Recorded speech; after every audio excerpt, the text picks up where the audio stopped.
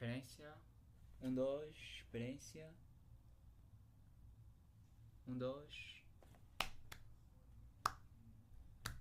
Experiência. Um, dois.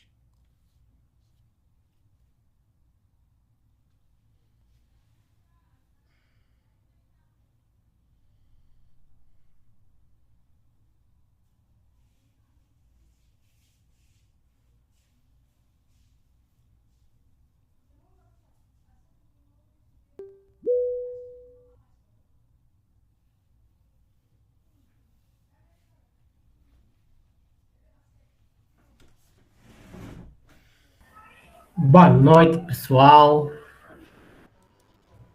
Boa noite, boa noite. Olá, boa. Como é que estás? Então, como é que estão? Como é que vai as coisas? Olha, por aqui tudo bem, bem prontos, ansiosos para começarmos o meet de hoje. E do teu lado?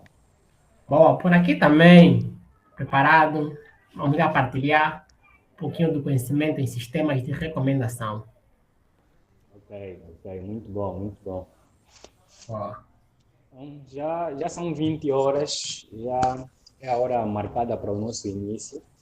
Então, vamos.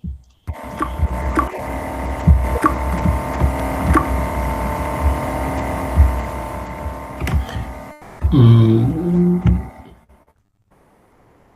Só aqui agora um segundo, do teu dispositivo. Aliás, acho que estamos a todos ouvir muito baixo.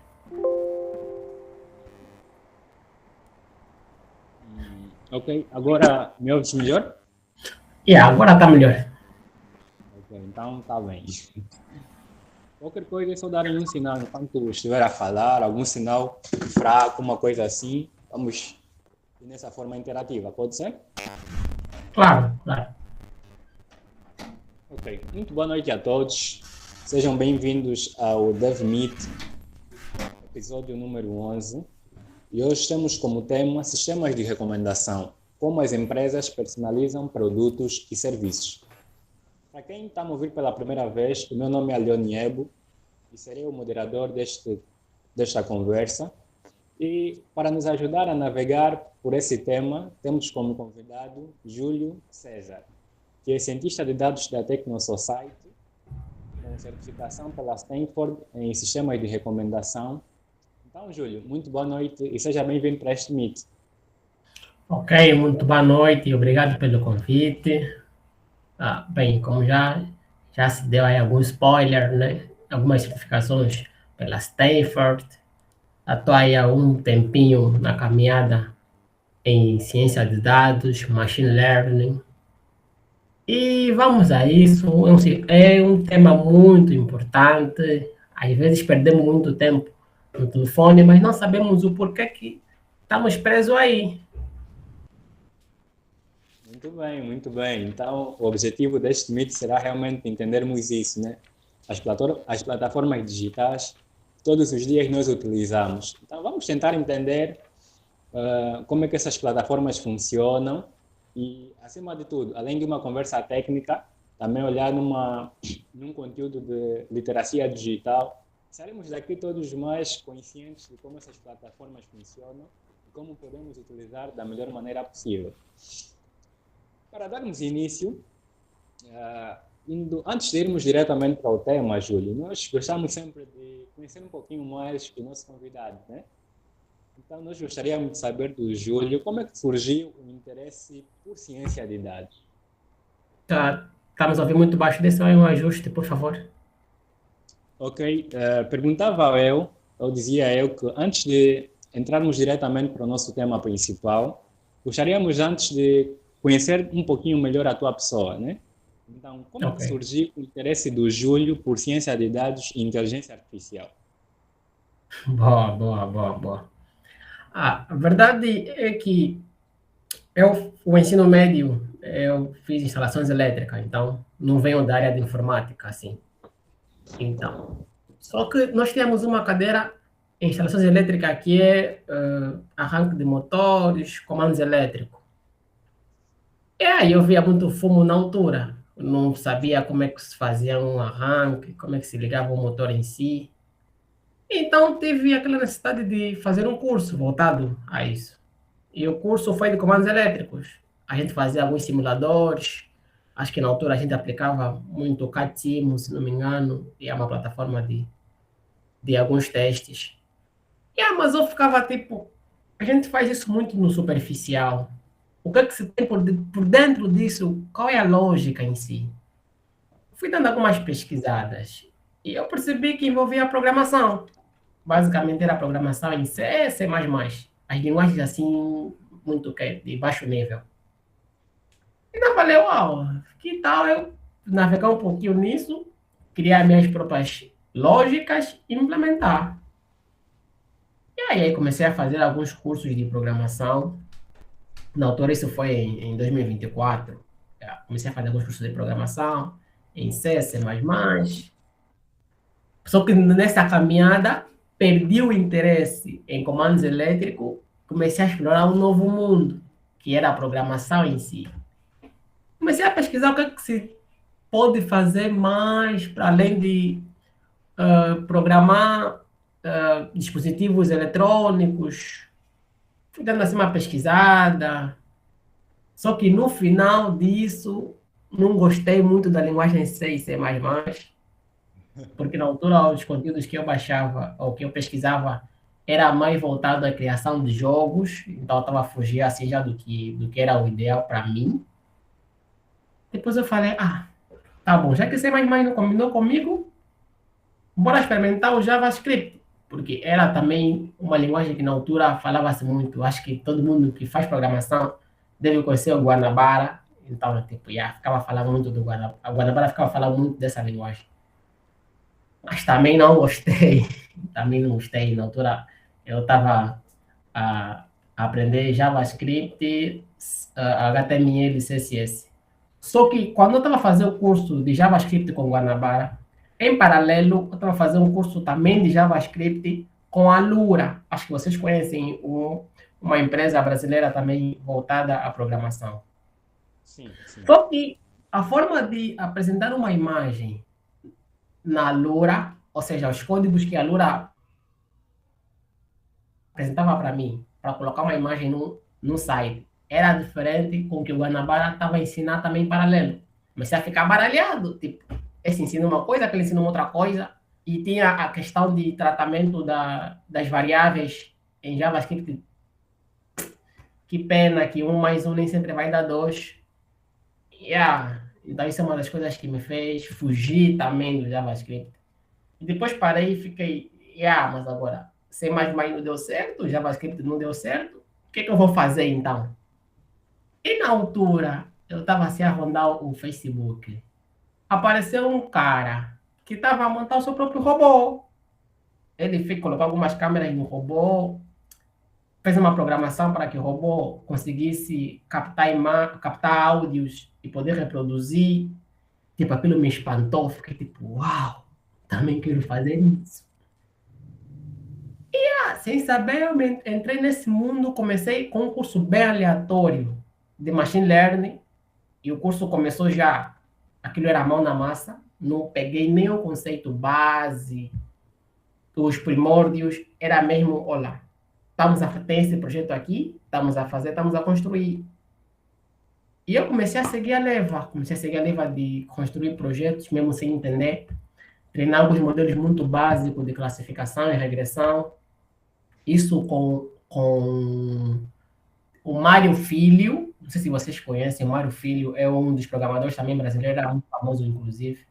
É o cara que é o brasileiro que levou pela primeira vez um dos concursos do Kaggle. E ele saiu em primeiro, conseguiu levar. Era um competidor da plataforma do Kaggle. E aí ele dava também alguns cursos de Machine Learning. Comecei aí nessa leva, fazer alguns projetos com ele e tal. E começou a surgir os interesses. Quando fui ver que há um mar muito, muito grande nesse campo, desde os sistemas de classificação, regressão, análise de anomalias, e por aí vai. Antes nem se falava muito sobre redes neurais e tudo mais. Então, meu interesse foi mesmo por conta disso. vê as coisas a funcionar, vê um cara bem aleatório a montar o robô dele. E aí, resumo é isso. Ok, mas será que são mesmo pessoas aleatórias? É isso que também vamos tentar descobrir, né? Yeah. Muito bom, Júlio. Então, foi possível notar, pelo que disseste agora, que sais do curso de instalações elétricas, né? Não és formado, ou na altura não eras formado de forma tradicional, ou não vens puramente da informática, né? Como muitos de nós aqui. Não vens puramente da informática. Vens de instalações elétricas. Então, a tentar programar comandos elétricos para programar computadores. E conseguimos notar também algo pelo qual todos nós já passamos, ou pelo menos todo programador passa, né? A paixão e desilusão. O primeiro contato com uma linguagem de programação, depois as primeiras frustrações, mudar um pouquinho daqui para lá. Então, foi um pouquinho também do que disseste, né? C, C++, JavaScript e até os sistemas de recomendação. Então, foi em sistemas de recomendação ou em machine learning que realmente te encontraste enquanto programador? Posso dizer que foi em sistema de recomendação, porque é um conceito que ainda é novo para mim. Porque o que se tem muito em machine learning é isso, né, que eu digo para as pessoas. É que você precisa de experimentar um montão de coisas para depois você se encontrar. Para antes de chegar em sistema de recomendação, não sei se vocês já repararam, é que na comunidade fiquei assim bem conhecido por conta de visão computacional, não propriamente em sistema de recomendação. Então, eu já tinha diversos projetos em visão computacional. Já utilizei muito o YOLO, o YOLO V8, o 11 também já testei. Basicamente, antes de ir para o sistema de recomendação em visão computacional, começou mesmo com classificação e regressão. O famoso Titanic, né, o dataset do Titanic. Quem trabalha com machine learning e nunca mexeu no dataset do Titanic, por favor, você não é do grupo, esquece. Você não pode avançar sem passar por esse dataset. E os cálculos de churn, ou seja, se um cliente vai deixar de aderir aos serviços ou não, foi por aí. Só depois de experimentar mesmo essas áreas, tanto classificação e regressão no modo tradicional, tanto visão computacional, criação de agentes de IA e sistema de recomendação. E aí eu falei, vou ficar aqui em sistema de recomendação, porque eu acho muito incrível a capacidade que as plataformas têm, principalmente o Facebook, está utilizando muito o Facebook, os seus Reels. Tipo, o momento exato é como se estivesse a monetizar o meu humor naquele momento, tá vendo? São vídeos basicamente customizados para aquelas horas do dia, ele te traz aquilo e te mantém preso. Então foi isso que me deixou assim muito, muito fascinante e querer explorar mais essas áreas. Muito bom, muito bom. E disseste algo muito interessante, né? Sobre a importância de passar por diversas áreas até se encaixar numa especificamente. Por que tu achas que essa experiência é importante? Ter contato com diversas áreas dentro de programação. Por exemplo, falaste aqui um pouquinho sobre, antes de aprofundares muito em sistemas de recomendação, já tens projetos de visão computacional. Mas depois, achaste mais interessante sistemas de recomendação.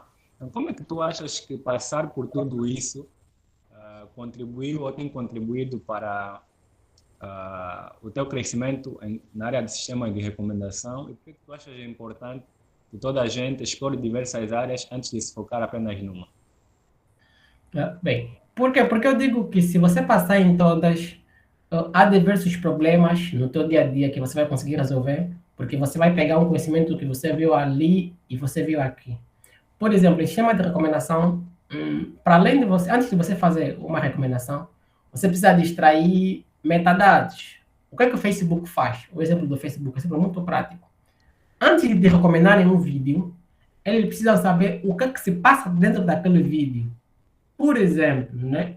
Se eu quero te recomendar, para eu poder saber que você gosta de vídeos de gato, é preciso que, primeiro, esse vídeo passe por um sistema de visão computacional que vai entender tudo que está se passando naquele vídeo.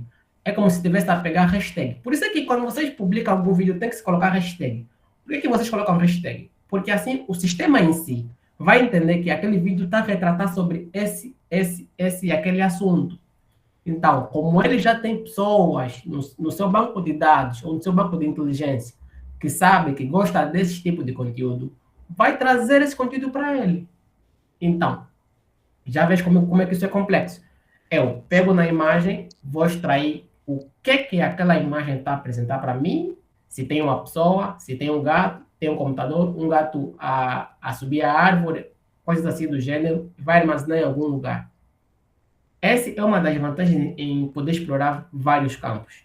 E por outra, eu acredito que não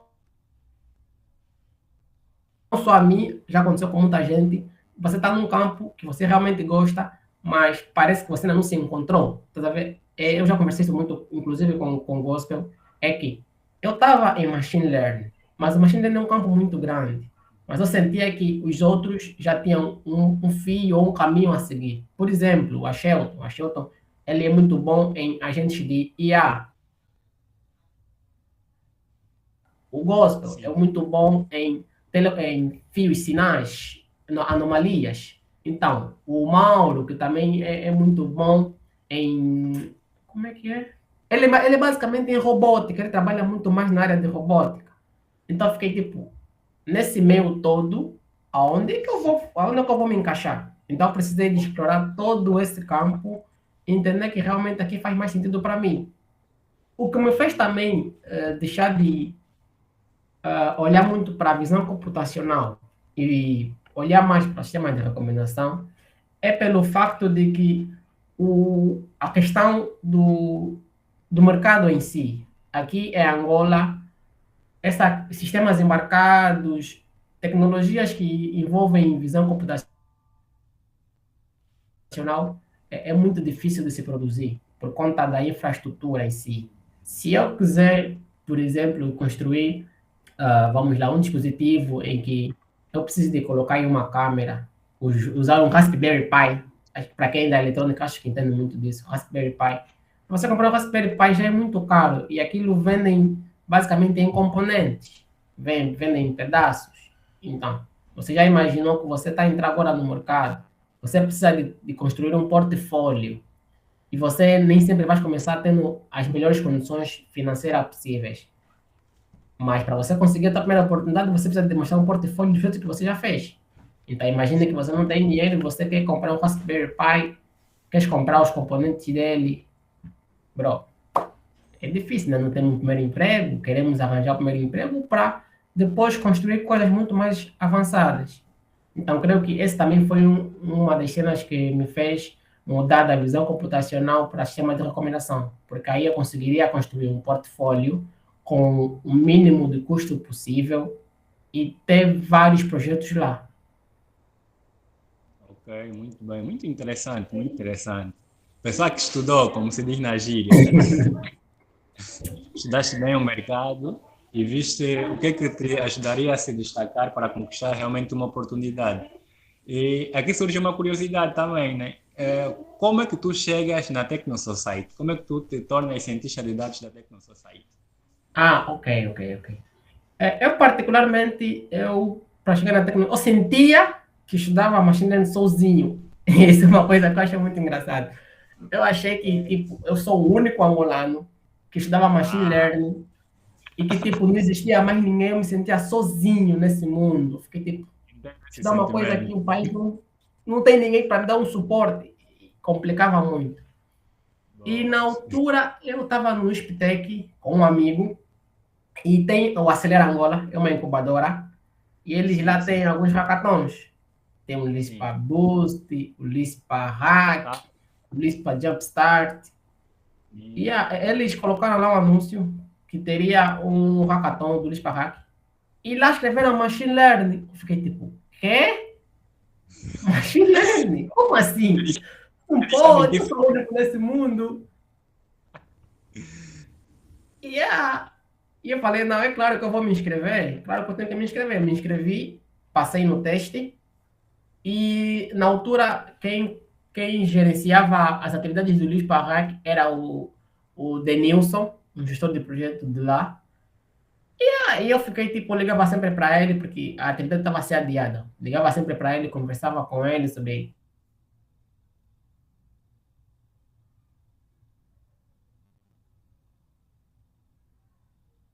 Lá, vários programadores, bora testar. E eu recebi, ele me passou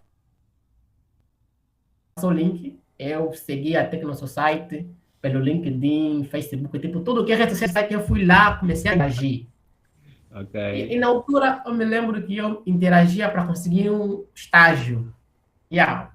Fiquei a seguir o gospel, inclusive eu lhe incomodei muito, muito mesmo. E ele disse, tá bom, vamos dar uma chance. Ele lhe mostrei os meus projetos, e na altura mesmo era só visão computacional. Lhe mostrei todos os projetos que eu tenho de visão computacional. Ele gostou de primeira, tanto que na altura ele não estava aqui em Angola, estava na África do Sul. Yeah, estava na África do Sul. E quando ele esteve aqui em Angola, marcou uma reunião comigo, isso no Unitel Go, que é um dos edifícios da Unitel que está na Mutamba. Ok. Acertamos que eu comecei a ir ao estágio. Eu fiz o estágio, terminei o estágio, ele depois decidiu me apresentar um contrato para fazer parte da Tecnosociety. E ele diz que eu tenho muito talento, então. É, Ok, muito bom. Os mestres sempre veem algo a mais. E o que é que tu achas que foi determinante, né, para tu saíres de estagiário para efetivo? O que é que foi determinante para isso? é mesmo a capacidade de apresentar resultados. Tipo, eu falava com ele sobre tecnologias e talvez assim, né, rapazes da minha idade na altura não teriam conhecimento. Então, acho que o que mais impulsionou ele a me dar um contrato é pelo facto de saber que eu, na altura, ainda era muito, muito jovem. Eu estava a terminar, acho que meu ensino médio ainda. Foi o ano em que eu defendi, se não estou em erro. E aí ele olhou para mim e disse que esse rapaz tem futuro, poderá ser alguém no país, então ele quer manter por perto. Já és alguém, só serás maior ainda. Muito bom, muito bom. Yeah. E algo que destacamos durante a apresentação é que tu tens também certificações pela Stanford, algo que não nos passa despercebido.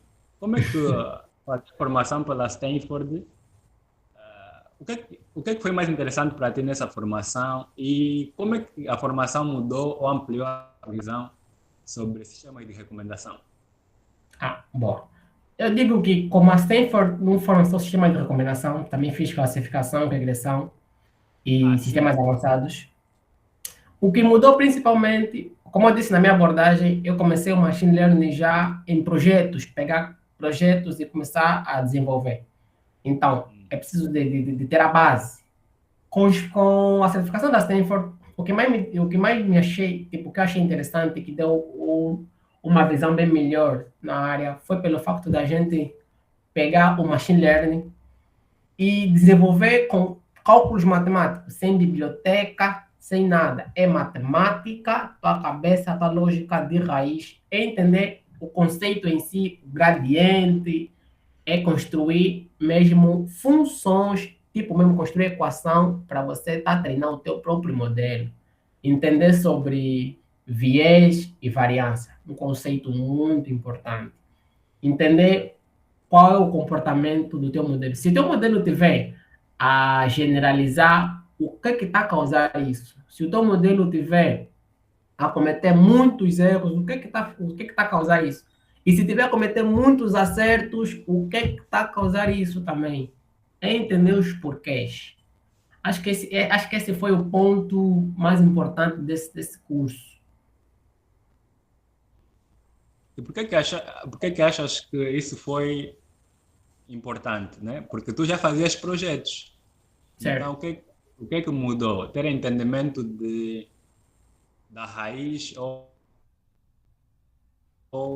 dos algoritmos na sua pureza, sem bibliotecas? Por que achas que isso foi importante? Bom, porque agora eu entendo a caixa preta dos modelos. Quando você, por exemplo, um modelo vai fazer as suas previsões, você tem que, o que mais importa nas empresas, acho que isso aqui todo mundo precisa de ter noção. O que mais importa nas empresas, para além de você treinar o teu modelo e ele dar resultados ou fazer as classificações ou a inferência, você tem que explicar o porquê que o modelo decidiu que tem que ser essa resposta, porquê que o modelo decidiu que esse cliente vai fechar ou não vai fechar, porquê que o modelo em si, entendeu? O que o modelo deu como resultado.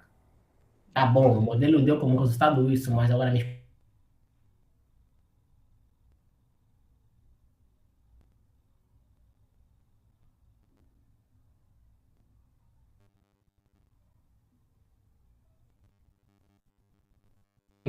Você tem que dominar pelo menos a base. Quando venham coisas muito mais complicadas, situações difíceis lá para frente, você entende, porque você tem a base.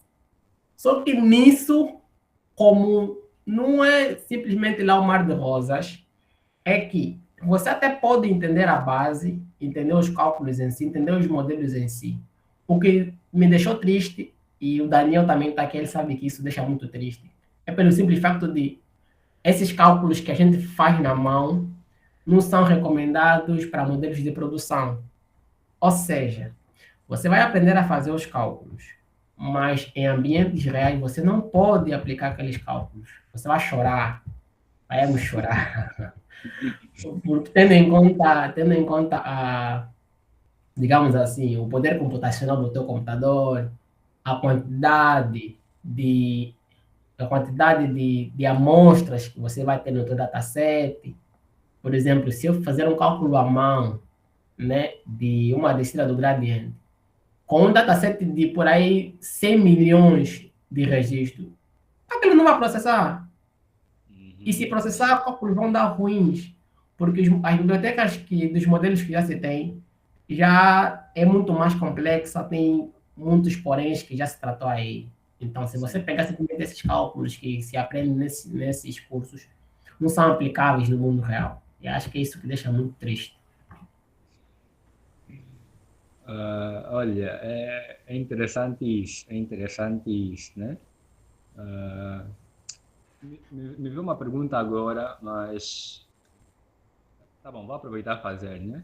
Já que esses cálculos matemáticos, né, esses algoritmos, não são aplicáveis na prática, mas acho que também já respondeste isso um pouco, né? Mas pronto, só para enfatizar, já que esses algoritmos não são muito aplicáveis na prática, devido às exigências do processador ou do poder computacional, por que ainda assim achas que é importante ter domínio sobre os mesmos? Como eu disse, é a base. É a base, porque quando você vai fazer, né, vai colocar os seus parâmetros, por exemplo, você pega uma biblioteca já pronta, você vai precisar de colocar parâmetros nele. Você vai precisar de ajustar o L2, que nesse caso é algo que a gente aplica muito, o L2, mas você está aplicando o L2 por quê? Então, você está a dizer que a tua árvore vai ter uma profundidade vai ter uma profundidade de X árvores, mas por quê? Então, por isso é que você precisa de entender o básico, entender esses cálculos, para depois você fazer um ajuste no teu modelo da forma acertada.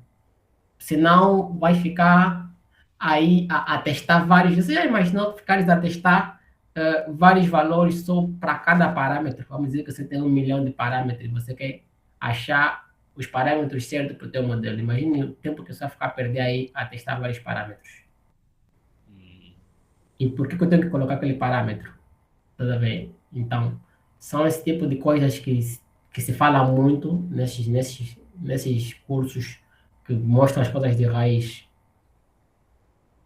Muito bem, muito bem. Enquanto falavas sobre isso, me veio em mente um projeto de automação que estava a fazer ainda essa semana e teve um erro meio engraçado, né? Não sei se já lidaste com isso, né? Mas estava a fazer a automação de preenchimento de um formulário, né? Então, tinha um campo que ele precisava de preencher o e-mail e quando ele preenchia o e-mail, ele preenchia os campos, nomes e tal. Mas depois do e-mail, ao concluir o envio do formulário, dava um erro. Quando eu tentei enxergar, é que o caractere arroba não era reconhecido na automação. E quando procurei entender melhor isso, eu vi que por causa da formatação da linguagem do teclado, né? Estava usando o teclado em português e a máquina não reconhecia a linguagem ou a combinação. Nesse caso, tinha que fazer a alteração para a linguagem natural em inglês, né? Ou pelo menos para preencher ou para reconhecimento do caractere arroba, porque em inglês não tem caracteres especiais. Então, foi uma coisa que me levou assim algum tempo e se eu não conseguisse notar um simples detalhe, iria ficar obviamente muito muito estressado com esse problema. Então, faz todo sentido o que acabaste de dizer. Yeah. E disseste também que nem tudo é um mar de rosas, né? Nem tudo é um mar de Yeah. rosas. Agora, diz-nos lá, como é que é o dia a dia de um cientista de dados? No mar de rosas? Como é que é um dia de dados? Basicamente, a gente perde mais tempo em, digamos assim, estamos a referir num contexto mais prático, né? Estamos a desenvolver um produto, um projeto, queremos implementar. Basicamente, perdemos a maior parte do tempo em... Daniel acabou de mandar uma mensagem. Já te respondo, Daniel. Mas, basicamente, perdemos a maior parte do tempo em limpeza e processamento de dados. É o que mais importa. Eu creio que vocês já ouviram falar muito sobre isso. Dados ruins, modelos ruins. Então, perdemos mais tempo em limpeza, processamento de dados, garantir que os dados sejam assim mais limpos. E só depois é que pensamos no modelo. Depois é que pensamos no modelo, em qual modelo utilizar, em qual abordagem, e claramente pensar também no cenário, né? Se é um cenário em que você precisa de fazer uma classificação, se precisa de fazer uma regressão. E após isso, depois a escolha do modelo. Eu particularmente uso muito o XGBoost, é um modelo de Harvard, XGBoost, e basicamente testo também algumas regressões muito simples, porque antes de se implementar um modelo mais complexo, é preciso que você passe pelo modelo mais simples e entender o que se passa. Após a limpeza, processamento, penso no modelo e depois avalio os resultados. Aí testo aí com como é que é a matriz de confusão, tento entender. Tem uma biblioteca que é muito famosa, isso já no final, né? Me refiro no final, que é para poder validar o comportamento do modelo, porque ele diz que basicamente quais são as features que estão a impulsionar com que o modelo tenha aquele resultado. É o... Como é que é o nome? Line. Acho que é Line. Yeah. Testo isso. Após os resultados, eu avalio se o resultado não faz sentido para mim, eu vou ter que voltar na etapa da limpeza de dados e verifico se realmente os dados estão limpos. E depois eu penso em fazer a engenharia de features, ou a engenharia de recurso, que é, para além dos dados que eu tenho, a tabela que eu tenho, ver se consigo adicionar novas tabelas, fazer a junção entre duas tabelas, talvez uma multiplicação, subtração, dependendo do contexto, dependendo dos dados. E com esses dados iniciais, poder gerar novos dados e trazer maior representação dos meus dados dentro do modelo. Ver se consigo melhorar esse modelo. E é isso. Em geral, é isso. Ok. Então, análise e limpeza de dados, criação de uma baseline inicial, depois modelos avançados, né? E, obviamente, a avaliação do modelo. E aqui nos leva já à questão de $1 milhão. O que é um sistema de recomendação, Júlio César? Ok. O que é um sistema de recomendação? Um sistema de recomendação são algoritmos construídos para que entenda o comportamento do consumidor. É entender o que o consumidor gosta, descobrir novos gostos e manter a retenção desse cliente dentro do teu sistema. É basicamente customizar o teu sistema para que o usuário tenha a melhor experiência dentro dos teus serviços ou dentro da tua plataforma. Ok, muito bem, muito obrigado. Acho que essa definição tem que estar na Google. É muito simples e efetiva. Ok, muito. Agora vamos tentar entender, né? Eu tenho muitas perguntas sobre isso. À vontade, à vontade. Daniel aqui acabou por perguntar: o mercado angolano não tem noção da importância do sistema de recomendação. Bem,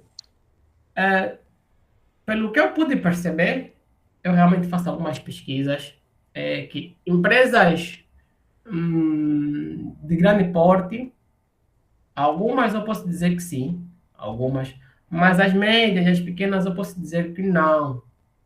Por que isso? Tanto que isso é um tema muito novo mesmo para aqui. Já é um tema antigo em outros países, obviamente, mas para aqui Angola é um tema muito, muito novo. Então, a maior parte das empresas, a maior parte dos serviços não tem noção disso. Só consomem via Netflix, Facebook, TikTok principalmente. Mas a noção é que isso é um sistema ou é um serviço que pode melhorar exorbitantemente os seus serviços, os seus produtos, isso não tem noção.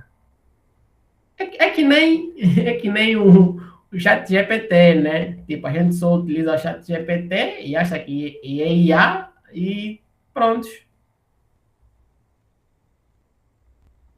Olha, a pergunta do Daniel foi muito interessante e era uma das perguntas que eu também queria fazer, mas um pouquinho mais adiante vamos tentar aprofundar nisso e ver quais são alguns cases de sistema de recomendação que nós temos em Angola também. Bom. E enquanto falava sobre o sistema de recomendação, né? Obviamente, uma explicação muito simples nos ajudou a entender que são algoritmos ou sistemas construídos para personalizar a experiência do usuário dentro de uma plataforma. Agora, por que há essa necessidade das empresas implementarem sistemas de recomendação? Ou seja, por que é tão importante que as empresas mantenham a retenção dos usuários dentro de uma plataforma? Ok, boa. Isso eu vou entrar mais no âmbito de negócio e não como técnico. Sim, Bem, sim. é o que dizem. Não importa o que você me falou, o importante é como você me fez se sentir. Então, se no meu sistema eu consigo te trazer coisas que realmente você goste e consistentemente, é esperado que amanhã você entre. Se você hoje entrou na minha plataforma, eu te trouxe produtos que você precisava, produtos que você procurava. Então, é esperado que amanhã você volte a entrar no meu sistema. Porque é como se eu tivesse a te entender, é como se eu tenho as coisas que realmente você procura. Então, se eu consigo fazer isso dentro do meu sistema, obviamente eu consigo manter a retenção de você, e você obviamente vai recomendar isso para uma outra pessoa, aquela pessoa vai entrar na plataforma, e se tiver a mesma experiência que você, encontrou o que ele precisa da melhor forma possível, encontrou um mundo de não só o que ele precisa, mas o que ele não sabia que precisa. Então, essa pessoa também vai recomendar isso para uma outra pessoa e assim vai crescer o número de consumidores. Eu acho que essa é uma explicação muito mais simples e prática do porquê que a gente precisa disso.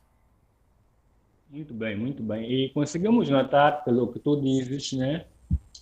Além de, obviamente, ser muito fácil compreender isso, porque é algo que todos os dias nós estamos diante delas, né? Vivenciamos essas experiências todos os dias. Mas dá para ver que é uma coisa muito ligada ao campo psicológico, né? É como a pessoa se É sente. isso. É mais sobre emoções, né? Mais sobre emoções. E eu, hoje, eh, por coincidência, ou não, tive contato com uma matéria ligada à Lei de Serviços Digitais da União Europeia. E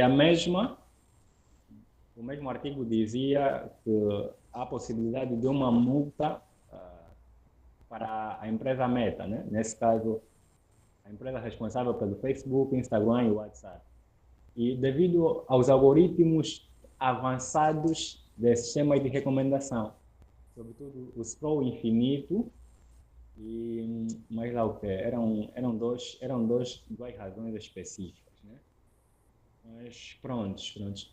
Eu queria entender quais são os riscos ou os perigos de estarmos expostos a esses sistemas de recomendação, a esse tipo de tecnologia. Quais são alguns riscos que vêm...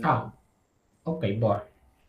Primeiro, o que eu venho notando muito, eu basicamente evito utilizar muita rede social, principalmente o Facebook, embora que às vezes eu me pego a utilizar. Eu não uso o TikTok, porque eu sei que TikTok mesmo não é uma coisa Já muito...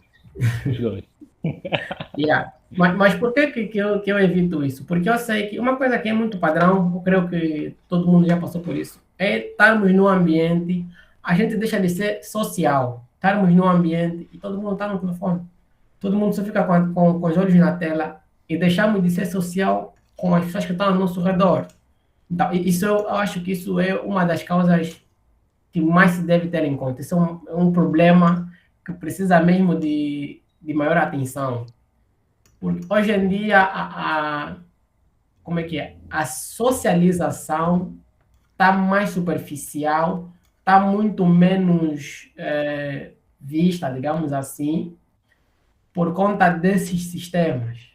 Então, é que aparece um monte de informação e a pessoa deixa de estar em um ambiente, estar com os amigos, manter a conversa em dia, e só está no telefone. Um outro problema que também é uma coisa que também é algo muito preocupante, é que o nosso cérebro não foi construído, ou seja, não é da nossa natureza estar a consumir informações muito distintas no intervalo de poucos minutos ou segundos. Por exemplo, você se pega a ver um vídeo de gato, depois vai se pegar um vídeo de futebol, depois vai se pegar a ver um vídeo de romance, sei lá. Então, a ver essa variação de emoções para o nosso cérebro é algo muito perigoso. Por isso é que se tem muito caso em que você basicamente não fez nada durante o dia, mas no final do dia você diz que está cansado. É que você consome muita dopamina desses serviços e que vão te desgastando psicologicamente. Então, é uma coisa boa, muito lucrativo para as empresas, mas que acaba com o psicológico, acaba. Então, esses são dois riscos que eu acho que se deve ter em conta. Tanto que, não sei se vocês já ouviram falar, mas a China baniu agora o TikTok, o Facebook baniu para menores de idade, porque isso tem causado muitos problemas lá. Então, talvez aqui também precisamos ter um ATT nesse tipo de sistema. Ok, muito bem, Júlia, muito bem, muito obrigado por essa resposta. Olha, é uma questão muito delicada, né? Ainda falamos durante o dia sobre isso, Yeah. sobre a importância desse tema e de aprofundarmos também um pouquinho nela, né?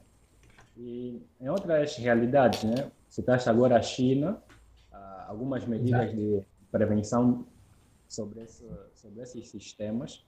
Também a União Europeia, nesse relatório que citei há pouco, o objetivo também é mesmo, né? Mas eles dizem que esses sistemas são tão avançados que as medidas de segurança que elas apresentam não são suficientes. Por exemplo, há o caso dos pais supervisionarem as redes sociais para os filhos, né? Mas a Comissão Europeia disse que são coisas muito complexas que uma pessoa comum não consegue fazer. Quer dizer, nós caímos numa questão, né? Esses sistemas, realmente para nos ajudar ou para nos manipular ou nos distrair também. O que é que tu achas sobre isso? Eu acho que depende de quem está a utilizar. Eu acho que depende muito de quem está a utilizar e como você está a utilizar. Por exemplo, o sistema de recomendação do YouTube, eu utilizo muito ele. Porque um do lado positivo é que quando eu acesso o YouTube, eu tenho a mania de dar um like ou um comentário nos vídeos em que eu gosto, principalmente vídeos de machine learning. Então, isso dá a entender a ele que eu gosto desse tema. Então, coisas novas eu vou descobrindo. Porque o que você tem em sistema de recomendação é que, para além, um sistema de recomendação ideal é um sistema que entende os teus gostos, entende o que está a acontecer e está sendo muito falado na tua região e procura entender o que você poderá vir a gostar. Então, o YouTube acontece, não só YouTube, no Facebook e TikTok, funciona da mesma forma. É que estou a estudar sobre um tema em Machine Learning, tá a ver um vídeo sobre isso. Obviamente, amanhã ou depois de amanhã, eu vou ver um vídeo que também é de Machine Learning, mas que talvez seja de um conceito novo, ou um conceito que talvez eu nunca tenha estudado e que talvez eu possa achar interessante. Então, essa é uma das vantagens. Mas agora, se você fica a dar likes, a comentar em conteúdos que são desnecessários, conteúdos que não são... É isso aí. Então, se você vê conteúdos que são desnecessários, basicamente o YouTube também vai te recomendar isso. O YouTube, o Facebook vai te recomendar coisas desnecessárias e você vai ficar aí a perder o tempo.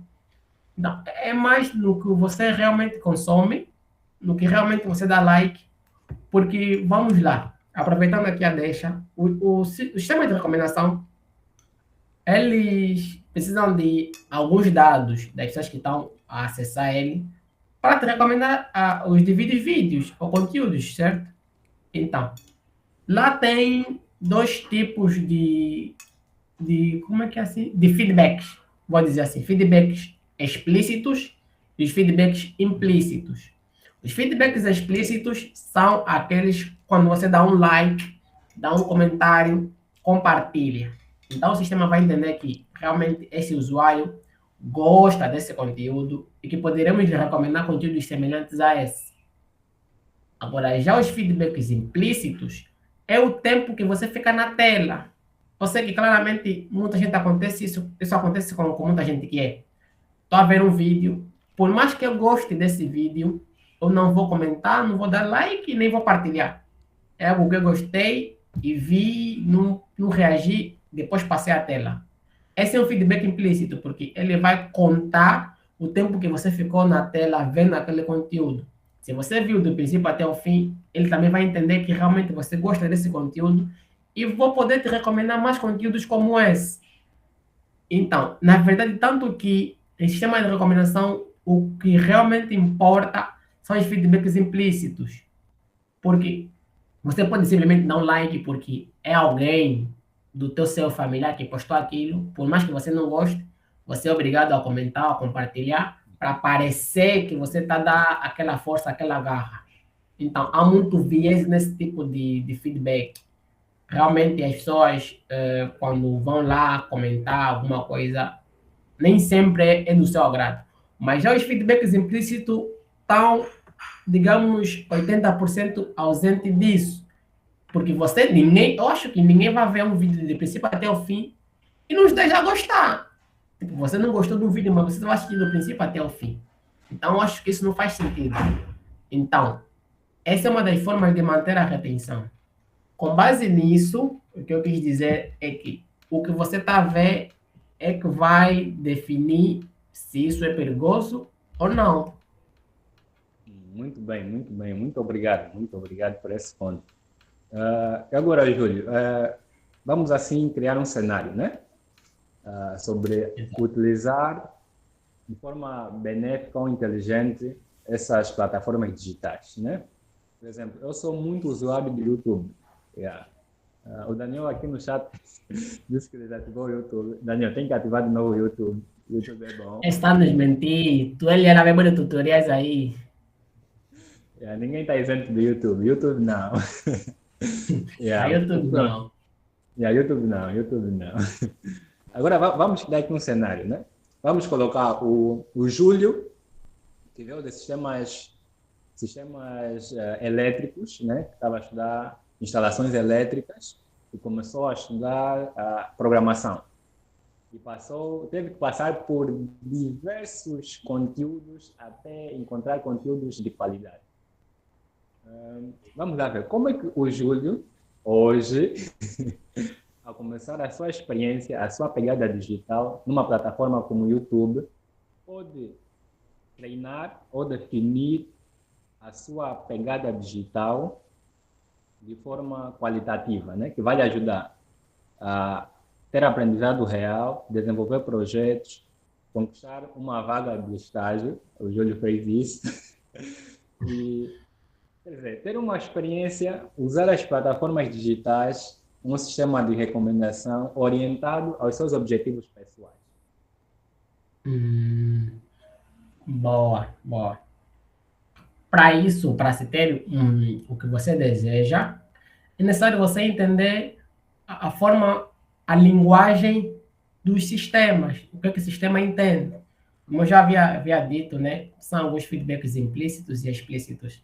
Se você realmente quer que tenha conteúdos de qualidade para você, então melhore as suas pesquisas, porque o YouTube só te traz coisas que você pesquisa, porque, vamos lá, no sistema de recomendação tem 3 formas em si de recomendar um conteúdo, né? Que seria filtragem colaborativa, a baseada em conteúdo e a recomendação por conhecimento. A colaborativa está a te dizer o quê? Que se eu gosto de um determinado assunto, então eu vou procurar nesse meio, nesse mar, pessoas que são semelhantes a mim. Eu gosto, vamos lá, do Homem-Aranha. Você também gosta do Homem-Aranha, também assististe o Homem-Aranha. Mas eu vi um filme, vamos lá, do Homem de Ferro, mas você ainda não viu. Então, o sistema vai te recomendar o Homem de Ferro, porque ele vai entender que o meu gosto é semelhante ao teu. Então, vou te trazer filmes que eu assisti e gostei, e provavelmente você também vai gostar. Agora, a filtragem baseada em conteúdo é pesquiso sobre Homem de Ferro, pesquiso muito sobre Homem-Aranha. Então, são filmes de ação. Então, o sistema vai entender que esse usuário gosta de filmes de ação, filmes que, para além de serem de ação, são também da Marvel, que, para além de serem da Marvel e ser filme de ação, tem o ator cicrano e fulano. Então, esses são alguns insights que o sistema vai utilizar para poder te recomendar. Então, se você pesquisa conteúdos relacionados àquele tema, obviamente o YouTube, o Facebook, o Instagram vão trazer conteúdos relacionados àquele tema. E só para fechar aqui, a filtragem baseada em conhecimento é o que o TikTok faz muito quando você é novo na plataforma. Se você é novo na plataforma, ao fazer, né, o seu registro, ele te pergunta coisas assim que você gosta, né? Tipo, você vai lá e vai selecionar umas caixinhas de coisas que você gosta. Vai te perguntar, você gosta de filme de ação? Você gosta de ação? Gosta de animais? Então, essas informações que você vai passar ali, o sistema vai utilizar, a princípio, para te fazer as recomendações. Então, se você diz que você gosta de gato, gosta de cachorro, gosta de ação, então as primeiras coisas que vão aparecer na plataforma são coisas relacionadas a isso. E pelo menos um pedaço do restante que ele vai te recomendar são vídeos populares.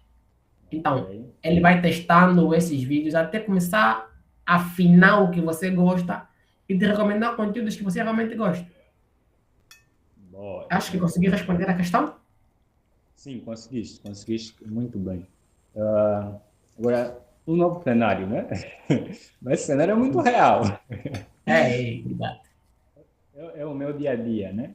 Por exemplo, como eu disse, eu sou usuário do YouTube, né? O sistema de recomendação que eu mais uso, o YouTube é o meu preferido. Mas eu acho que eu uso muito mal o YouTube, por duas razões. Primeiro, os conteúdos são muito variados. Eu vejo aulas de ciência de dados, ouço músicas no YouTube e ouço podcasts não só de tecnologia, mas de negócios. Então, são três cenários diferentes, né? Um usuário que tem três formatos de conteúdo ou natureza de conteúdos diferentes, né? Então, como é que tu achas que isso impacta na qualidade das recomendações que o sistema vai fazer para mim? Porque eu já me vejo em cenários que o sistema recomendou coisas das quais não eram bem aquilo que eu queria, mas baseado em um podcast que eu ouvi ou numa música que eu ouvi na plataforma. Então, como é que tu achas que é a melhor forma? Até ouvir muito baixo. Pode reformular, estou ouvindo muito baixo. Agora eu ouvi muito baixo, não consegui perceber. Muito bem, muito bem. Agora me ouves melhor? Perfeito. Boas. Então, dizia eu, como treinar o sistema de recomendação da melhor maneira possível? O meu caso, né, como estava a dizer, é que eu uso o YouTube, mas vejo conteúdos muito variados. No mesmo dia, posso ver uma aula de ciência de dados, ouvir um podcast ligado à área de tecnologia ou de negócios e, mais tarde, ouvir uma música de um plutônio. Então, como é que tu achas que isso impacta o sistema ou algoritmo nas recomendações que vai dar para mim no dia seguinte, por exemplo? E, assim, como é que se pode treinar da melhor maneira possível um sistema de recomendação?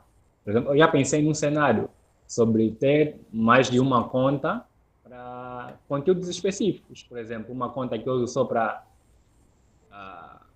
ver conteúdos de tecnologia e outra para podcasts ligados às áreas que não são de tecnologia. Então, como é que tu olhas para esse cenário?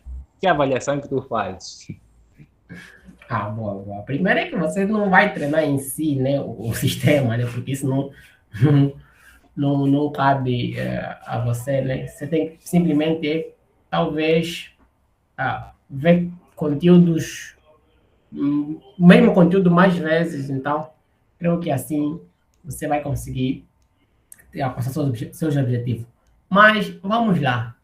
Pelo fato de você estar a ver vídeos muito relativos ou muito diferentes, isso não vai causar problema. Não causa problema, porque, na verdade, imagina que você está num cenário... Quer dizer, você só deu mais escolhas ao sistema em si. Se tornou o conhecimento um pouquinho mais robusto sobre diversos temas. Imagina que você entra numa plataforma e você gosta de futebol. Você gosta de futebol, mas agora desde a manhã até a noite, durante um mês, só te recomenda vídeos de futebol. Obviamente você vai se aborrecer. Por isso é que nesses serviços de recomendação estuda-se muito sobre... Esse é um termo muito difícil de se falar. Como é que se diz? É um termo muito difícil de se dizer, mas que representa o quão variável o teu sistema é, o quão variado o teu sistema é.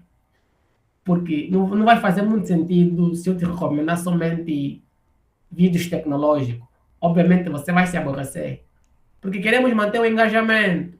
Você vê o vídeo tecnológico hoje, visto uns 3, 4. E depois você vai deixar de querer ver isso.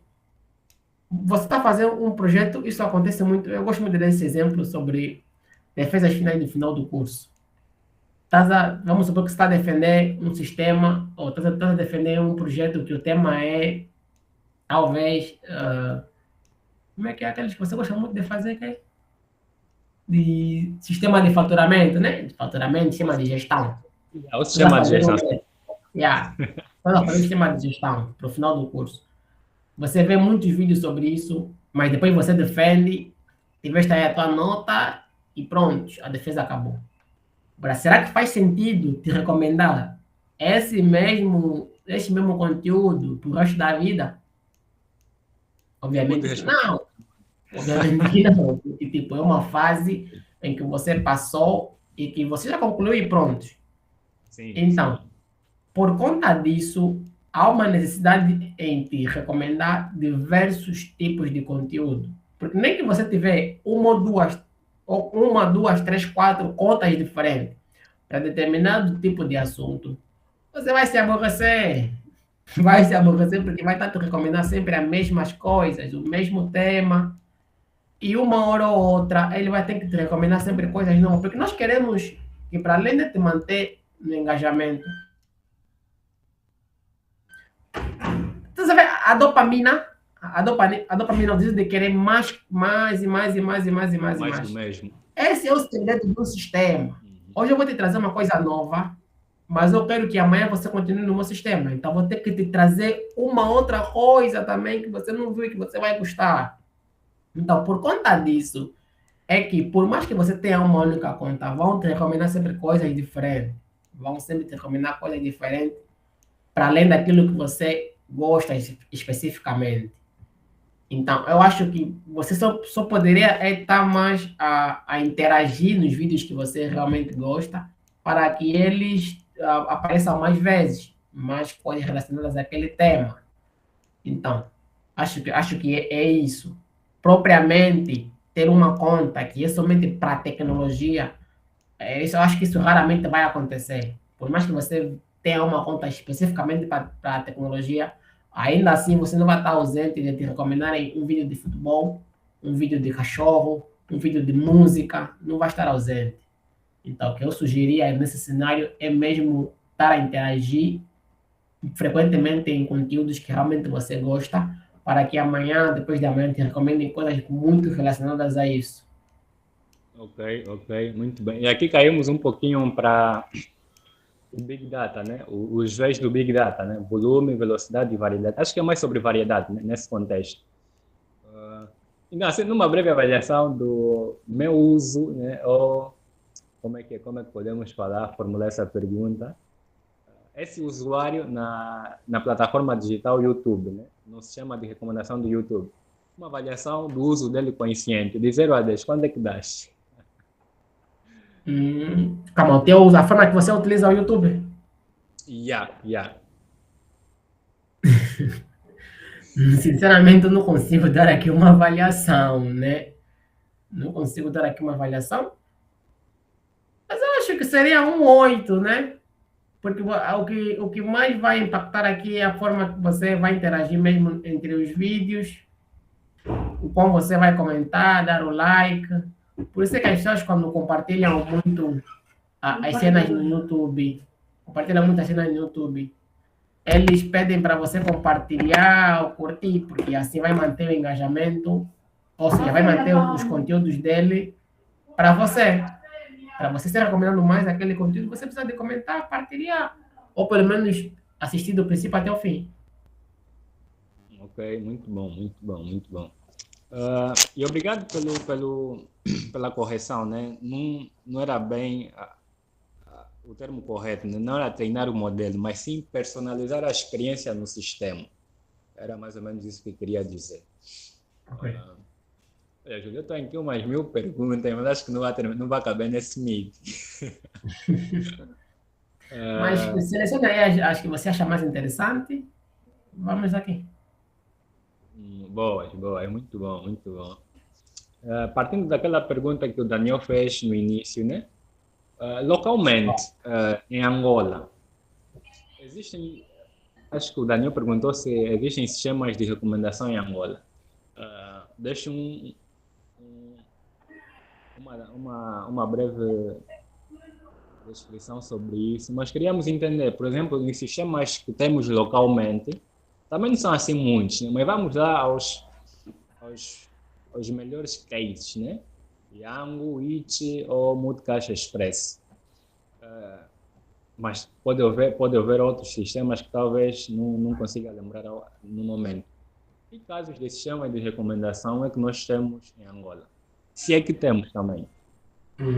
Bem, a verdade é que eu não consigo afirmar categoricamente se nós temos aqui. Eu nunca ouvi nem vi nenhum caso de implementação desses sistemas aqui. Não sei como é que funciona por detrás do o Yang ou o It. Talvez eu possa dizer que, dentre todos, eu arriscaria dizer que talvez nesse sistema tenha, talvez essas empresas implementem isso, por conta dos valores em si. Porque às vezes, quando a gente olha no sistema de recomendação, não é somente aplicar modelos. Mesmo a tua lógica, pela mais simples que seja, é um sistema de recomendação.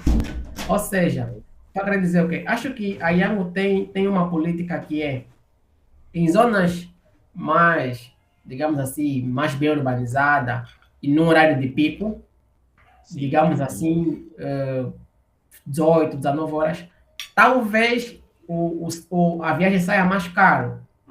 Mas assim, 12, 13 horas, que é um horário assim mais leve no final de semana, talvez saia um pouquinho mais barato.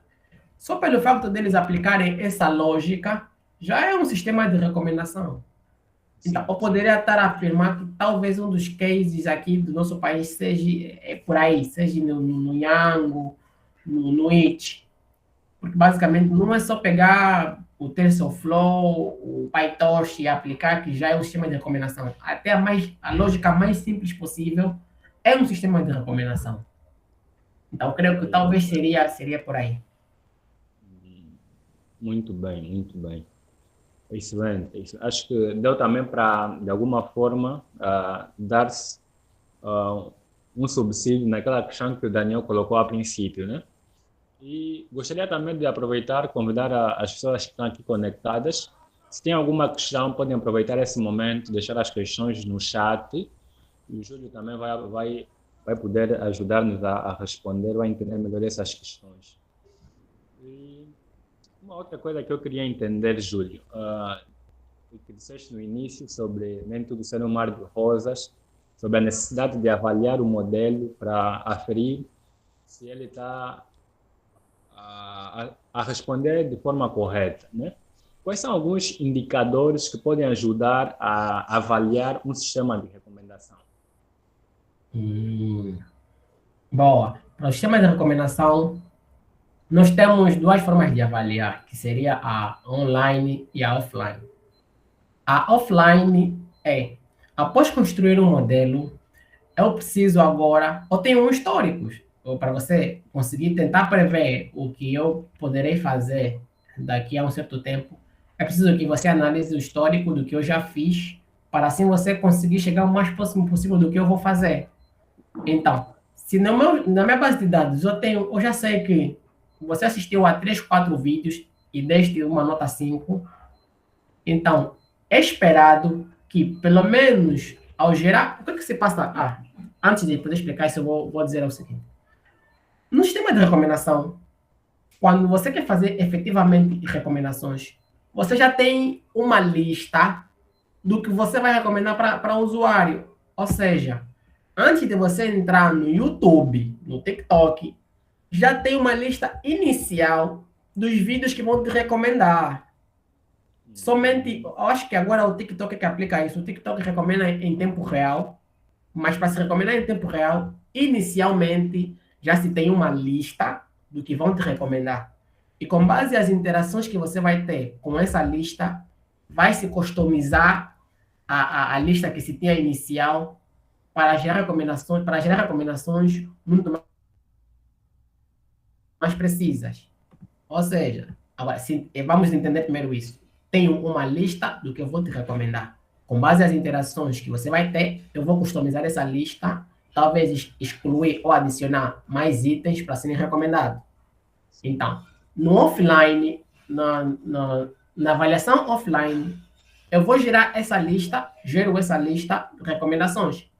Para você avaliar se realmente o sistema está funcionando bem, é esperado que, dentre essas listas, incluam os vídeos ou itens que você já gostou anteriormente. Então, num cenário de, vamos lá, 100 vídeos, é esperado que pelo menos, dentre as 5 que você viu e gostou, apareçam lá 3. Aí sim você vai dizer que, olha, realmente os vídeos que estão a ser gerados faz sentido. Isso offline. Já online, é mesmo em tempo real, é mesmo ver a coisa funcionar. Se eu tenho uma lista de vídeos, de itens que eu vou te recomendar, e dentre todas que eu estou a te recomendar, você está a scrollar todas, não está a ver nenhuma te chamou a atenção, nenhuma você deu like. Aí você está me dizendo, esse é um indicador forte de que o meu sistema está ruim. Mas agora, dentre as listas que eu te apresentei, pelo menos 80% dos vídeos que eu te recomendei, dos itens que eu te recomendei, você viu e gostou, aí temos um indicador forte de que realmente o sistema está funcionando como esperado. É basicamente isso. E voltando para o offline, quando estamos estamos a gerar essa lista, primeiro nós nos focamos em recall, o recall, que é dentre as listas que você gerou, pelo menos esperemos que apareçam todas, se bem que é muito raro acontecer, mas esperemos que apareçam todos os vídeos que você gostou dentro dessa lista. Então, precisamos aumentar o recall para que a lista seja, como é que chama? É assim que chama, acho que é mutuamente exclusivo. Esqueço muito esses termos.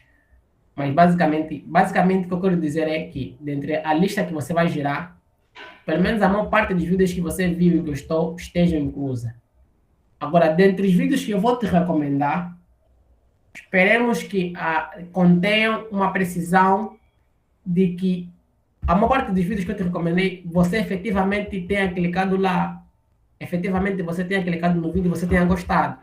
Então, ainda assim, em cima da recomendação, ainda temos um cenário de recall e precisão.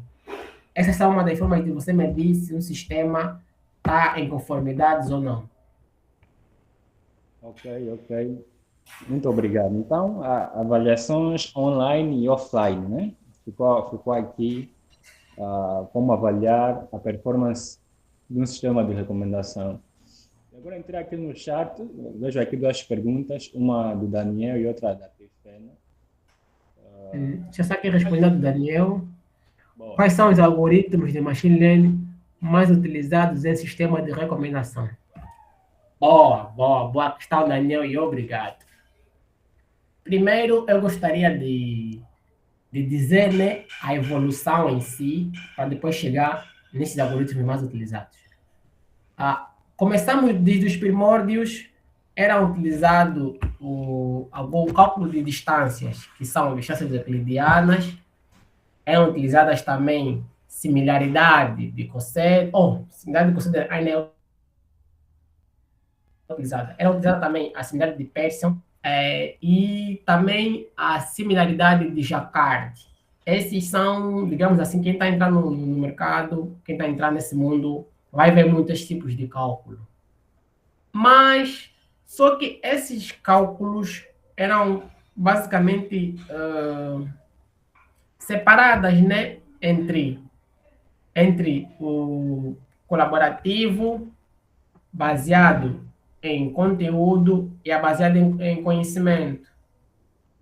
Então, num cenário que se tem muito esquema de recomendação, é o seguinte: se eu tenho que ter um histórico do que você viu para poder te recomendar coisas que provavelmente você vai gostar, mas nem sempre temos esse cenário. Digamos, alguém que entrou agora no TikTok, criou conta dele.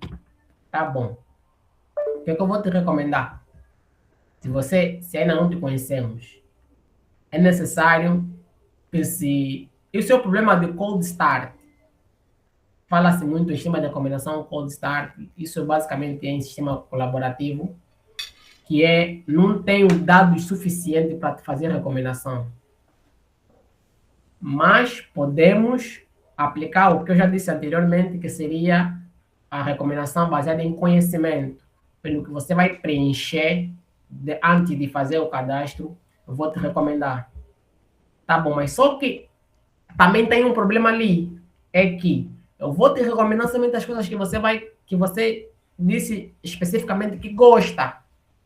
E como já falei com a Leone, acho que foi uma das perguntas que ele fez, é que não faz sentido eu te recomendar a mesma coisa todos os dias. Você vai se aborrecer. Então, mesmo que você coloque especificamente que você gosta desse assunto, ainda assim estamos com o risco de você se aborrecer e deixar de seguir a plataforma. Aí surgiu o conceito do sistema híbrido, que é, já que quando eu tenho, para fazer a recomendação, preciso de ter o histórico do que você gosta, pessoas que são semelhantes a você para te recomendar, mas também, ao iniciar o teu cadastro, eu preciso que você coloque especificamente o que você gosta. Então, que tal unir isso e seguir a seguinte lógica? Para os usuários que acabaram de fazer login, eu vou recomendar coisas relacionadas a que ele colocou especificamente. Mas só que ao passar um certo tempo, já temos o histórico. Então, eu vou pegar com base no histórico daquele usuário, vou tentar comparar com outro usuário e fazer recomendações para ele. Só acho que ele realmente é semelhante e viram vídeos que ele não viu, eu vou lhe recomendar. Então, esse era o conceito primordial naquela altura. Mas ao passar disso, percebeu-se que, para além de os usuários influenciarem uns com os outros nas recomendações, é necessário que se tenha uma relação entre o usuário e os vídeos. E os vídeos em si, é necessário que se tenha uma representação do usuário no espaço vetorial, e que se tenha também uma representação dos vídeos no outro espaço vetorial. E depois, assim, as pessoas vão deixar, basicamente, de serem dependentes uns dos outros. Aí surgiu o conceito de sistemas de duas torres. O sistema de duas torres faz o seguinte: dentre 1 bilhão de vídeos e o usuário, não vai fazer sentido eu estar comparar um com o outro até entender que, para esse usuário, ele é parecido com esse e aquele. Então, não vai fazer sentido isso. Então, surgiu um sistema de duas torres, que é o seguinte: pega no espaço vetorial dos vídeos e o outro espaço vetorial dos usuários. E assim ele vai fazer a recomendação. Vai, dentre os 10 mil ou 10 bilhões de vídeos e usuários, ele vai selecionar os 100 usuários ou os 100 itens mais próximos. Dentre esses 100, depois voltou a surgir o conceito de modelos FM. Esses modelos FM, eles pegam dentre esses 100 candidatos, né, dentre os bilhões que você tinha, reduzimos para 100. Agora queremos entender que qual o primeiro vídeo, ou seja, qual o vídeo mais ideal a te apresentar para manter o engajamento. Ou seja, eu tenho que medir, tenho que fazer um cálculo milimétrico de que primeiro eu tenho que te recomendar esse vídeo e não aquele para você assistir. Depois te recomendar aquele outro vídeo para você assistir e manter o engajamento. Então, basicamente as evoluções foram essas, dentre os cálculos mais simples de distância, tanto distância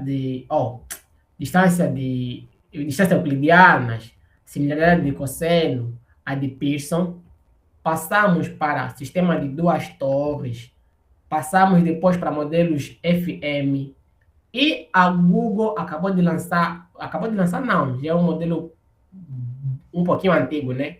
Que é o DCN, que para além de fazer cálculos profundos, ele faz cálculos cruzados, que é aplicado em seguintes cenários.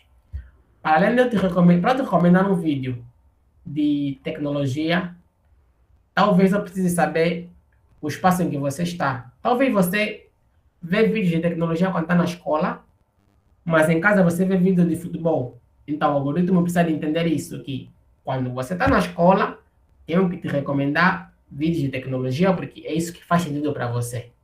Mas quando você está em casa, é um ambiente mais calmo, estás com a família, vamos te recomendar vídeos de futebol, porque faz mais sentido para você naquele momento. Por isso é que o Facebook, o TikTok, YouTube, eles pedem algumas permissões por conta disso.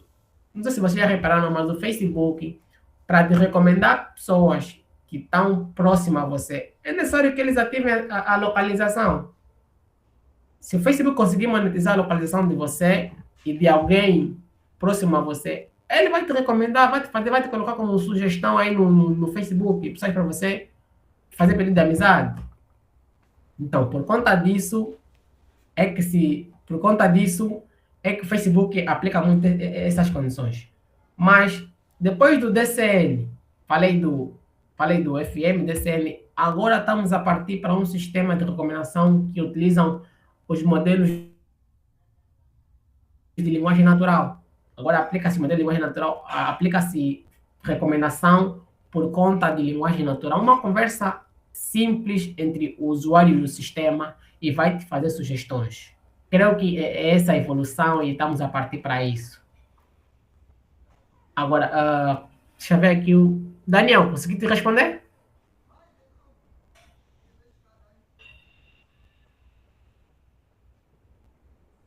Daniel está te poupar hoje. No dia dele, ele te deixa muitas questões. Acho que o Daniel não está aí. Deixa eu só ver aqui outra questão que é do... Estou, e sim, muito bem. Bom.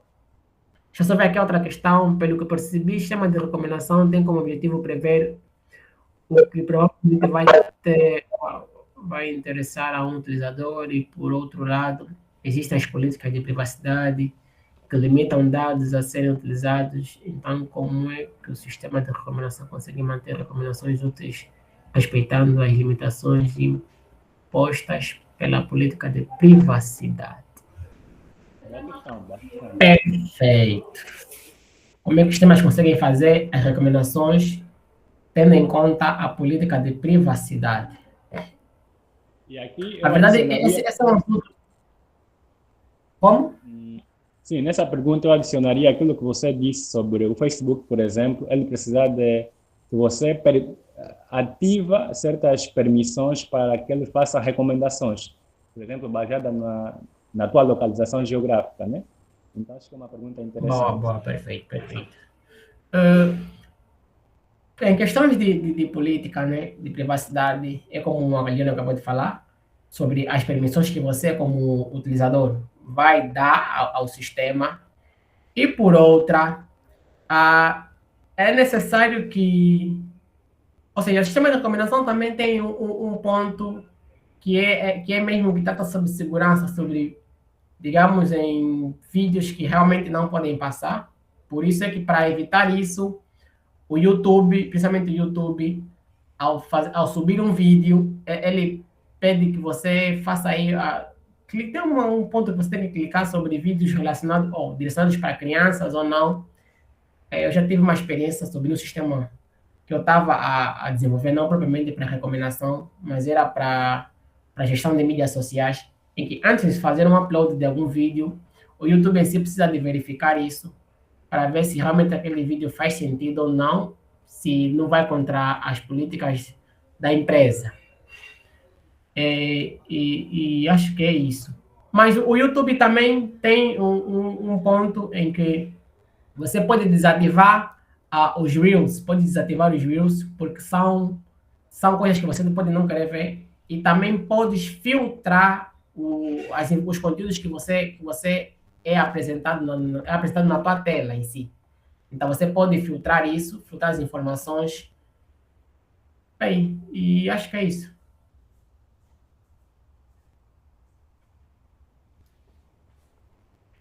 Camolo, consegui responder a tua questão? Sim, consegui.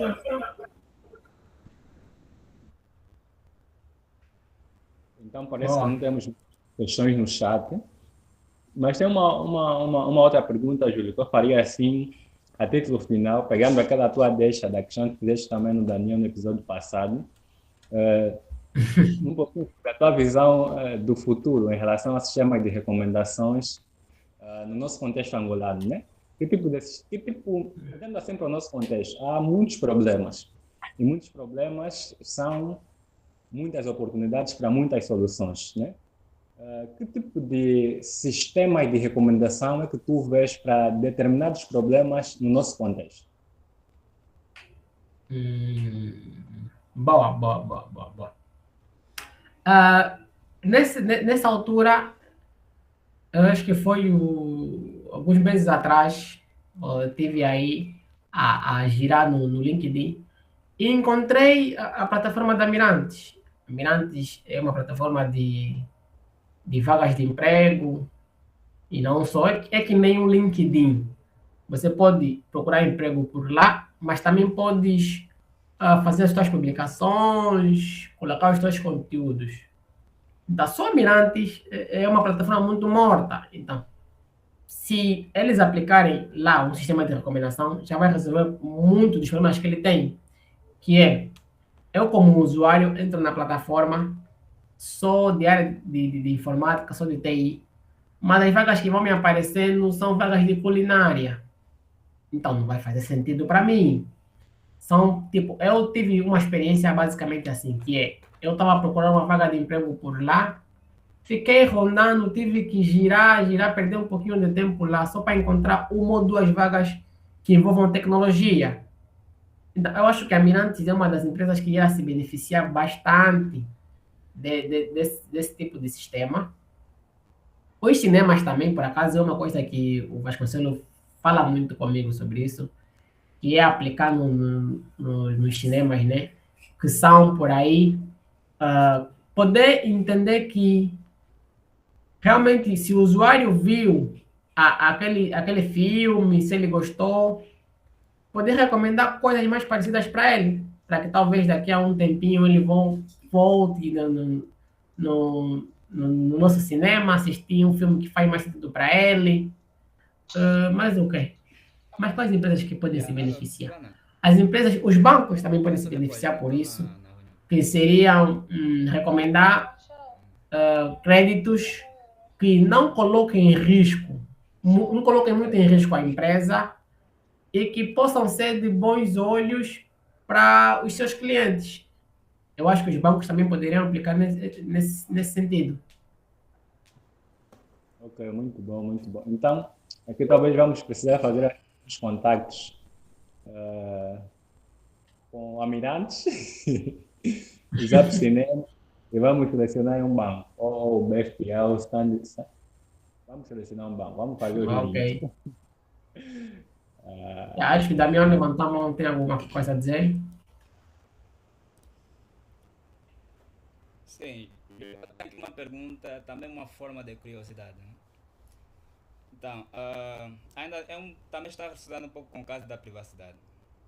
Já houve caso em que pessoas conhecidas, e até já aconteceu comigo, está perto do telefone, está a conversar, dialogar sobre um assunto, e por algum momento depois quando vou no telefone, assusto que aquele assunto que eu toquei específico aparece como recomendação.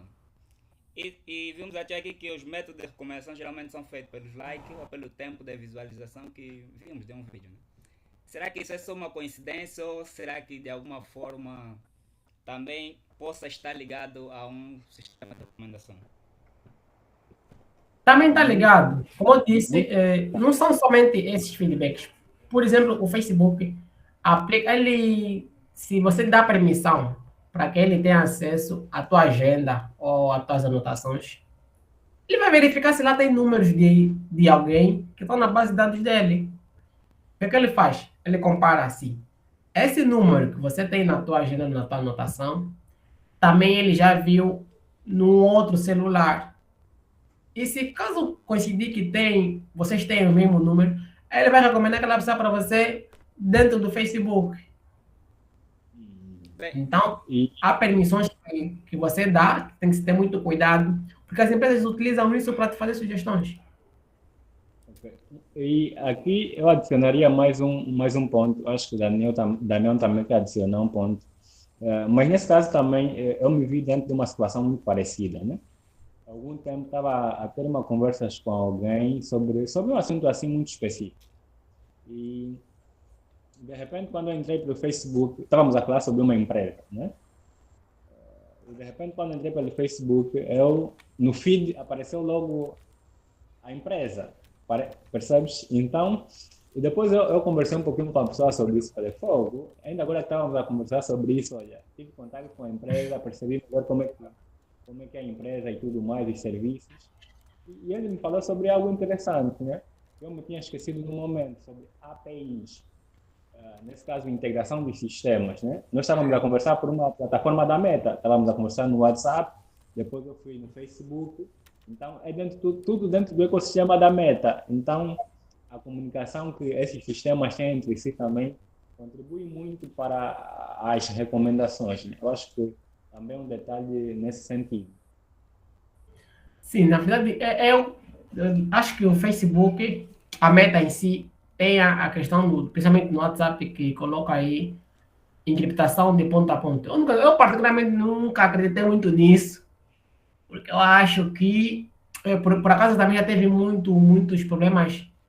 Acho que não foi propriamente com a Meta, acho que era com o ChatGPT, que vazou informações ou conversas de algumas empresas para beneficiar outras empresas.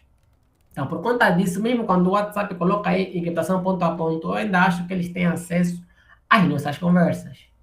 E eles podem muito bem utilizar isso para fazer recomendações. E também como é que eles vendem, é como eles ganham dinheiro no final da conta, né? Desculpa aí. Certo. Essas plataformas, essas empresas vendem dados. Vendem dados, que estão vendendo empresas, né?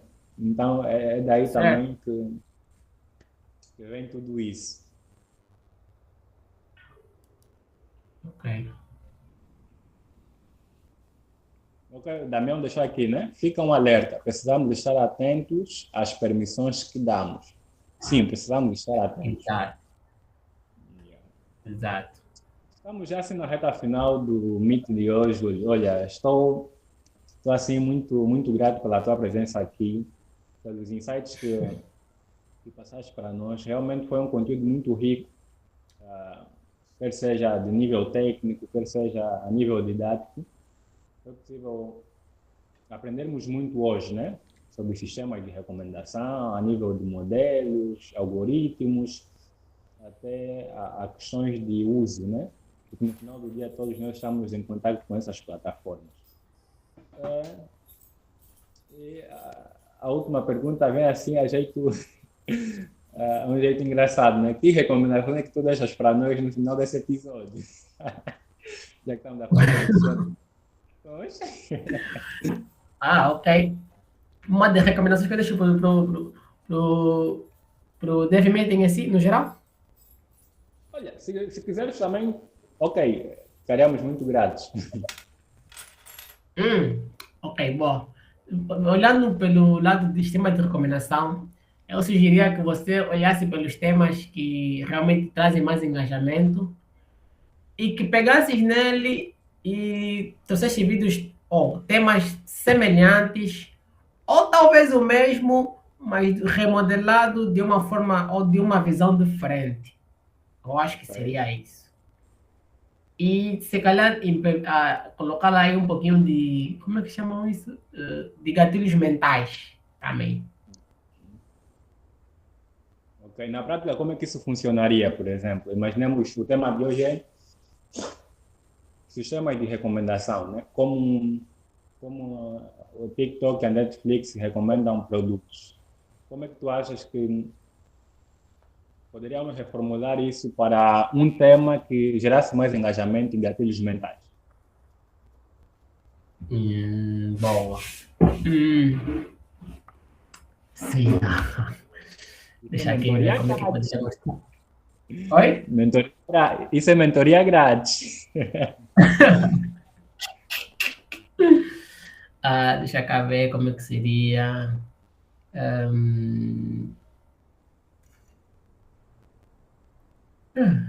Acho que realmente não consigo pensar. Realmente não consigo pensar num tema assim muito próximo a esse. Então podemos inverter, né? Podemos inverter, né? De tema para formato de conteúdo, né? Por exemplo, nós estamos numa plataforma Google Meet. Eu acho que Exato. não é eu acho que não é a melhor ferramenta para isso, mas pronto. Ainda estamos aqui. Que plataforma, e já sei qual é que vai vir, mas pronto. Vamos enfatizar isso. YouTube. Que plataforma seria melhor para o DevMeet e como é que nós poderíamos tornar o DevMeet num, por exemplo, um dos meus objetivos é, obviamente, tornar o DevMeet num podcast de referência de conversas de tecnologia. Então, como é que tu achas que poderia ser o caminho para isso acontecer? Hum, Eu acho que seria pegar pessoas de referências na área, dependendo muito do, do campo em si da pessoa, né? Eu acho que o Dev Meeting é bem assim, mais no geral, né? Porque vamos lá. Hoje tem alguém da área de Machine Learning, amanhã pode ter uma área de designer.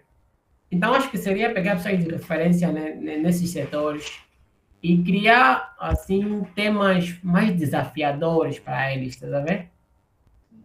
E é um tema, assim, que você acha que poderia, de certo ponto, abusar um pouquinho do profissional, mas, tipo, digamos, no bom sentido, né? Mas seria, assim, um tema que, sei lá, é um dos problemas que se tem agora na indústria e você quer ver a visão daquele profissional. Você quer ver como é que ele implementaria isso. E eu creio que acho que isso manteria também o engajamento. Mas no fundo, o que eu quero dizer mesmo é pegar pessoas de referência na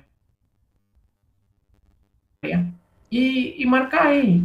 Marque aí um meeting com ele. E vamos, porque eu acho que o Google Meeting não é uma ferramenta ruim, porque a maior parte das pessoas usa mesmo o Google Meeting para fazer isso. Outros é que migram pelo YouTube, mas tendo em conta que eu ainda acho que o YouTube, em relação ao Google Meeting, tem maior engajamento do Google Meeting, porque eu vejo que, pelo menos no nosso cenário aqui, a maior parte das reuniões que se tem é mesmo via Google Meeting.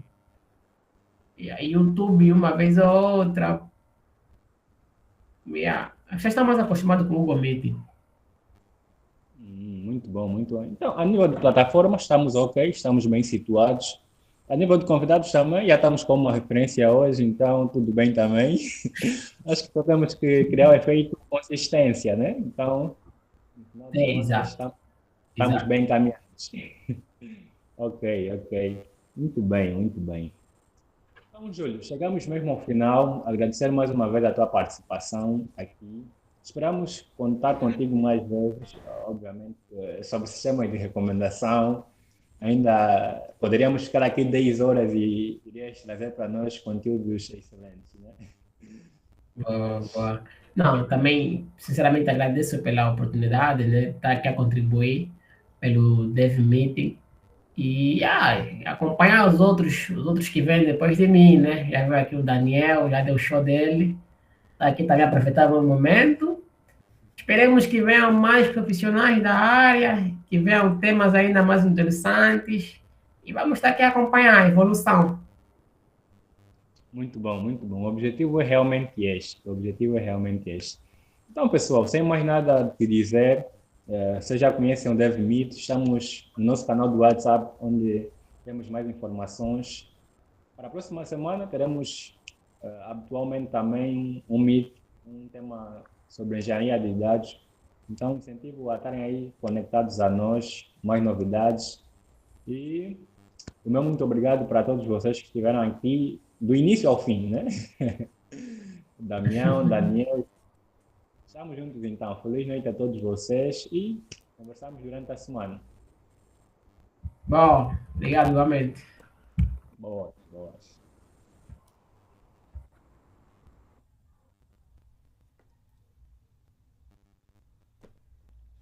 Já.